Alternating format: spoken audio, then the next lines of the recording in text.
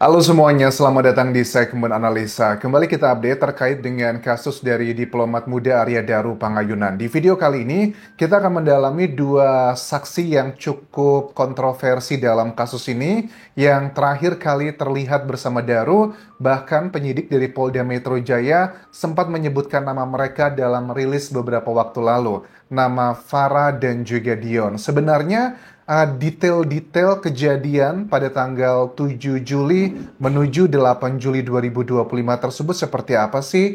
Ini ada beberapa sumber yang dugaan sangat kuat. Ini adalah cerita asli bagaimana kondisi saat itu. Coba kita bahas poin-poin yang pertama ya. Ini ada beberapa foto-foto mereka, cuman aku tidak tampilkan untuk melindungi, namanya juga saksi ya. Takutnya kalau mereka menjadi saksi kunci untuk membuka dugaan adanya tindak pidana, kan mereka juga bisa aman. Karena sampai saat ini status mereka adalah sebagai saksi dan kita harus melindungi data mereka agar bisa memudahkan digali lebih dalam. Karena menurut aku kedua orang ini merupakan saksi kunci sebenarnya apa yang terjadi kepada Arya Daru Pangayunan pada 8 Juli 2025 lalu. Oke, yang pertama sosok Dion. Dion ini nama lengkapnya Dion MS SH, Sarjana Hukum. Itu adalah nama inisialnya ya. Dia adalah rekan kerja dari Arya Daru Pangayunan sejak tahun 2000 berapa ini? Tidak tahu tahunnya berapa, tapi kalau kenal dengan almarhum Arya Daru itu sejak tahun 2023 dikenalkan oleh saudari Farah dalam rangka pekerjaan dan tidak ada hubungan keluarga. Dion ini usianya masih sangat muda, kelahiran tahun 97. Berarti kalau 97, sekarang sudah mungkin 29 tahun ya, kurang lebih ya. Usia dia hampir 30 tahun. Dan status pekerjaannya adalah sebagai PNS, teman-teman.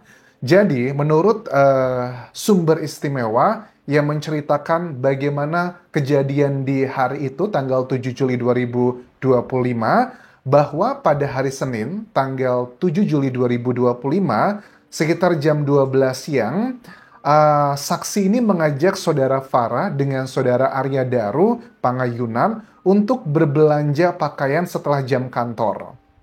Oke, pada saat itu korban menghampiri saksi di koridor gedung kantor, lalu kami menunggu saudara Farah. Jadi itu adalah awal cerita bagaimana akan menuju ke Grand Indonesia untuk belanja kebutuhan.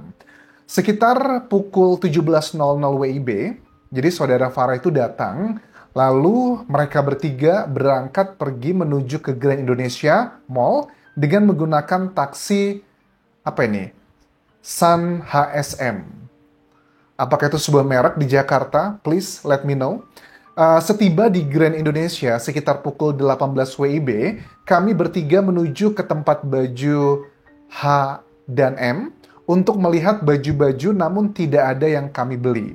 Nah, ini adalah linear ya, dengan keterangan penyidik pun juga sudah menyampaikan kalau info ini bahwa mereka sempat belanja ke beberapa toko.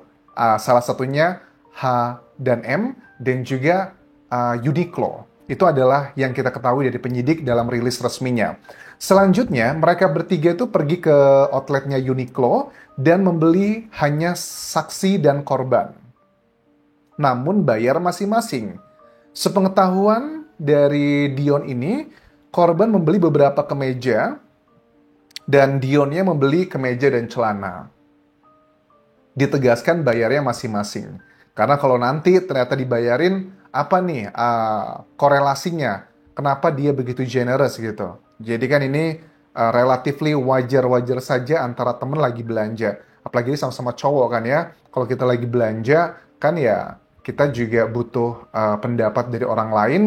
Memang ada keterangan juga dari keluarganya Daru bilang bahwa Daru pada saat belanja di Uniqlo berarti itu saat itu memang sempat mengirimkan foto-foto untuk nanya pendapatnya. Bahkan ada salah satu baju yang dipakai, yang dibeli di situ, itu ditemukan di kamarnya Daru. Ini kan aneh ya, karena ada belanjaan yang tas Uniqlo tersebut tertinggal di lantai 12, tepatnya di bawah tangga darurat, tetapi bajunya di bawah. Itu apa koneksinya dengan hal ini? Pada saat saksi dan korban sedang berbelanja, Saudara Farah izin kepada kami, katanya Dion sama Arya Daru, untuk pergi ke musola buat sholat maghrib. Oh, berarti sekitar jam 6-an ya sholat maghrib di Jakarta, mungkin sudah setengah 7. Kemudian sekitar jam setengah 8 malam, saksi itu menghubungi Saudara Farah, nanya si Dion ini, untuk makan di menghubungi Saudara Farah untuk makan di Baby Dutch Pancake. Oke, berarti ada berhubungan dengan pesan yang terakhir dikirimkan Daru bahwa yang I lagi di mana, lagi maem apa, masih maem nggak, intinya seperti itu. Kalau ada dengan koneksi seperti ini, apakah masuk akal? Tapi ini setengah 8, kita tahu ya, mungkin di mall, lagi jam peak season makan malam, orang juga ngantri, rame, apalagi kalau di tempat makanan yang mungkin banyak orang mau. Sekitar jam 9 malam, setelah mendapatkan telepon, Saudara Arya Daru Pangayunan berpamitan untuk pergi mendahului dari lokasi tersebut. Namun, Saudara Arya Daru Pangayunan tidak memberitahu kepada kami akan pergi kemana. Apakah teleponnya ini adalah dari istri? Kalau jam 9 malam sih, ya confirm ini adalah dari Pita di Jogja, yang memang bilang bahwa berkomunikasi terakhir sekitar jam 9 malam, pada saat itu posisinya lagi berada di Grand Indonesia, belum di taksi. Itu yang kita tangkap dari beberapa keterangan pihak keluarga dari Pita di Jogja. Kemudian sekitar jam 11 malam, Dion ini sampai di kos dan langsung istirahat. Dan sekitar jam 11 lebih 10 malam, Farah menghubungi Dion menanyakan apakah Dion sudah sampai kos atau belum. Lalu jawabnya udah sampai kos. Berarti yang terakhir bersama Farah di malam itu ya Dion ya, sedangkan Daru itu pulang lebih dulu. Oke, dari keterangan ini memang ada indikasi relatable dengan pesan yang terakhir tersebut. Ada poin yang mendukung ke sana. Oke, bagian berikutnya, bagaimana dengan sosok yang bernama Farah? Farah D, ada inisialnya Esos gitu ya. Ini rekan kerja dari Arya Daru Pangayunan. Usianya juga relatif masih sangat muda, sama dengan Daru ya, sekitar 40 tahun. Statusnya juga PNS ya. Saksi kenal dengan korban kurang lebih sekitar 1 tahun lalu dikarenakan satu kerjaan dengan saksi di Kementerian Luar Negeri. Nah, ini ada beberapa sumber nih yang bilang sempat mengabarkan ke aku dugaannya gitu bahwa Farah ini pada saat dia bertugas ke kantornya, dugaannya dia dikawal gitu sama ya dikawal lah, nggak tahu dengan mungkin pengamanan yang di hire sendiri atau dari orang lain, tetapi memang itu dikawal. Dugaannya beberapa sumber bilang begitu ke aku. Ini dikawal Farah gitu ke kantor sekarang. Wow, luar biasa ya. Tujuannya apa? Karena mungkin dia ya kalau secara positifnya mungkin orang yang menyayangi Farah itu nggak mau nanti Farah itu dimintai keterangan, apalagi media juga sekarang aku yakin sedang mencari dia gitu, memberikan keterangan-keterangan apa, karena mereka adalah saksi kunci, saksi yang terakhir bersama Arya Daru. Terus di tanggal 7 Juli 2025, bagaimana versinya Farah di sini? Jadi sekitar jam setengah 6 sore, Farah bersama dengan Daru dan juga Dion sepulang dari kantor naik taksi ke Grand Indonesia untuk makan bersama. Nah, sekitar jam 6 sesampainya di Grand Indonesia, Farah, terus juga Daru dan Dion jalan di H&M Uniqlo. Dikarenakan waktu sudah mepet waktu Isya, Farah izin sholat maghrib sambil menunggu sholat Isya. Oke, ini bagian yang linear ya dengan keterangan pertama dari Dion tersebut. Sekitar jam berapa ini? 19.45. Habis sholat Isya, Farah nelpon Dion untuk makan di Baby Dutch. Kemudian Farah sampai duluan di Baby Dutch sambil menunggu korban dan Dion. Dari korban ini adalah ADP ya. Sekitar jam 9 malam, korban mendahului pulang ke kos, namun Dion dan Farah masih makan sampai dengan pukul 22. Sekitar korban, oke. Berarti ini masih linear. Nah, ini yang membuat statement dari penyidik nggak heran mengatakan bahwa ada salah kirim pesan yang I masih maem gitu kan ya, intinya masih makan gitu. Tapi apakah itu indikasi adalah hubungan yang terlarang? Sekali lagi ya, karena aku juga berkomunikasi dengan teman-temanku juga kadang bahasanya itu bisa lebay-lebay gitu, apalagi teman dekat gitu loh. Kalau orang ngebaca juga orang bisa salah sangka, padahal kita nggak ada apa-apa. Apalagi mereka juga termasuk yang nyaman sering berkomunikasi. Oke, itu adalah bagian yang saksi peristiwa kita hargai tersebut. Memang tertunjang dengan data-data dari CCTV memang mengarah ke situ. Sekitar jam 10:15 saat di jalan menuju stasiun Duku Atas, Vera itu ngechat Daru ya dengan kata-katanya I di mana, akan tetapi centang satu. Kalau jam 10-an artinya HP-nya Daru udah nggak aktif lagi karena istrinya yang di Jogja jam 9-an lebih itu udah nggak bisa menghubungi lagi setelah ada dugaan kayak salah kirim pesan I. Sekitar jam 8 pagi, Farah itu ngechat Daru lagi dengan kata-kata hello, akan tetapi tetap centang satu. Sekitar bulan Mei, ini ya, Daru katanya Farah nih ya, ngomong pernah bilang ingin begitu. Maksudnya begitu adalah yang cenderungnya tidak semangat dengan hidup. Dia ngelihat lantai 11 dari gedung utama dan pengen melakukan yang indikasi orang yang tidak semangat lagi dengan hidupnya. Curhat ke dia gitu. Bahkan juga pernah menyampaikan kalau tiba-tiba Farah aku berpulang gitu ya, jangan bilang-bilang kalau aku itu ada kecenderungan yang seperti itu gitu loh. Oke. Statement-statement ini masih hanya keterangan satu pihak ya. Apakah ada alat bukti yang lainnya gitu?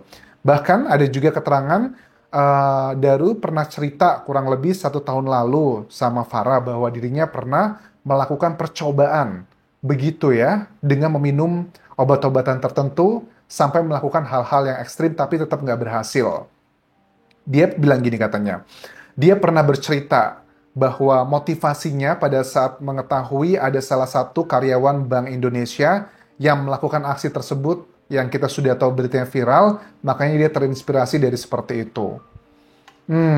Terus dia bilang bahwa kenapa kamu mau melakukan seperti itu? Dia cerita, katanya gini ya, cerita pada hari Senin, katanya tanggal 7 Juli 2025 sekitar jam 12 siang, saat akan mencari makan siang bersama dengan Daru, berjalan kaki, Daru cerita bahwa gini, orang tua dari atasannya yang menjabat sebagai Kasubdit itu meninggal dan korban selalu mendampingi semua prosesnya mulai dari penjemputan di bandara hingga prosesi pemakaman dan Daru bilang begini katanya, kenapa bukan aku aja yang ada di situ gitu loh. Kemudian Farah cerita bahwa kenapa harus kayak gitu, kan masih banyak yang harus dituju di dunia ini. Kemudian Daru jawab bahwa memang dirinya udah capek hidup. Oke, ada nggak alat bukti lainnya? Karena kalau cuma keterangan dari saksi aja, agak riskan ya, dugaan-dugaan terjadinya manipulasi. Daru juga katanya Farah pernah menyampaikan kepada dirinya, dia udah mendapatkan semua yang diinginkan.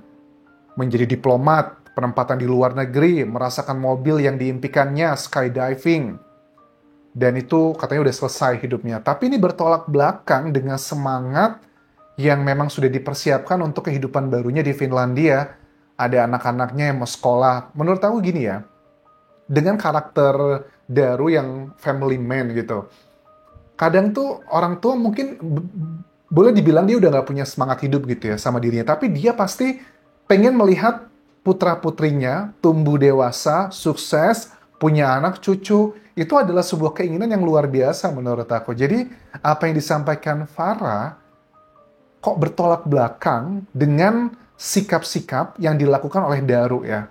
Kayak masih belanja, mempersiapkan paspor khusus ya untuk keluarga besarnya dari bapak ibunya dan juga bapak ibu mertuanya. Kemudian anak-anaknya lagi nyari apartemen, bahkan katanya dia mau buat SIM, mau mobil tertentu di tempat tujuannya mau dia coba. Dia juga lagi semangat-semangatnya dengan aktivitas-aktivitas yang travelingnya, katanya mau lihat aurora bareng sama keluarga. Jadi jujur aku tidak begitu percaya dengan statement disampaikan Farah, kecuali kalau memang ada alat bukti lainnya.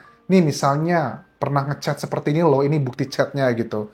Dan aku yakin juga Farah dan Dion ini mengetahui banyak hal terkait dengan apa yang terjadi pada Daru gitu loh. Jadi memang mereka harus saksi yang dilindungi sih menurut aku. Jadi kita lihat nanti perkembangannya seperti apa. Karena untuk membuka kasus ini ke arah unsur pidana itu harus ada dua alat bukti yang kuat. Alat bukti kan ada 5. Keterangan saksi, keterangan ahli, keterangan terdakwa, petunjuk, dan juga surat. Tapi kayaknya kalau hanya bertahan pada keterangan saksi, kecil kemungkinan akan ada yang terbuka. Tapi ada satu saksi sebenarnya yang masih belum diketahui keberadaannya terkait dengan supir.